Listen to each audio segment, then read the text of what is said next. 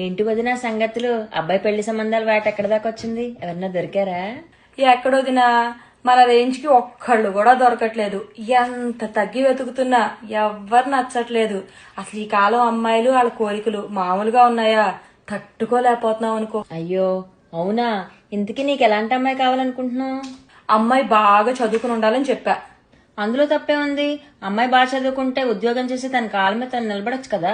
అయ్యో బాగా చదువుకుంటే చాలు వదినా, ఉద్యోగం చెయ్యక్కర్లా. వీళ్ళు ఉద్యోగాలు చేసి ఊళ్ళో ఎలాలా ఏంటి, ఇల్లుని గాలికి వదిలేస్తారు. ఏం అక్కర్లా. మా వాడు 2 చేతిలో బోల్డ్ సంపాదిస్తున్నాడు. ఈ అమ్మాయి చేయాల్సిందల్లా ఇల్లు శుభ్రంగా ఉంచుకుంటా 2 పూట్ల కమ్మగా తిని కూర్చోవచ్చు. ఆ? ఆహా. అంతేలే వదినా. ఇంతకీ కట్నం ఎంత అడుగుతున్నారు? కట్నమా? కట్నం నాకెందుకు వదినా, నేను ఎంత బ్రాడ్ మైండెడో నీకు తెలుసు కదా. వాళ్ళ అమ్మాయికి గిఫ్ట్లు ఇచ్చుకుంటారు. మహా అయితే ఏమేమంటాము, ఒక విల్లా అడుగుతాము. ఇప్పుడు మేము ఉండేది 3 బెడ్రూమ్ ఫ్లాట్. వచ్చి ఆ ఇరికింట్లో అమ్మాయి ఇబ్బంది పడుతుంది కదా. అదే విల్లాలో అనుకో విశాలమైన ఇంట్లో వాళ్ళ అమ్మాయిగా హ్యాపీగా ఉండేది. ఒక BMW కారు. ఆ కారు కూడా మా వాడు డ్రైవరేగా, ఆ అమ్మాయిగా కూర్చుని శుభ్రంగా వెళ్ళి ఎంజాయ్ చేసేది.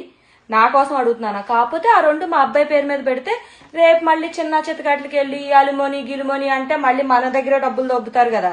నిజమేలే, ఆ మాట కూడా నిజమేలే. ఇవి కాకుండా ఒక 7 వారాల నగలు అవి వేసుకుంటే వాళ్ళమ్మాయిగా అందంగా కనిపించేది. నేనేమన్నా తొడుక్కుంటాను చెప్పు? ఇంతే వదినా.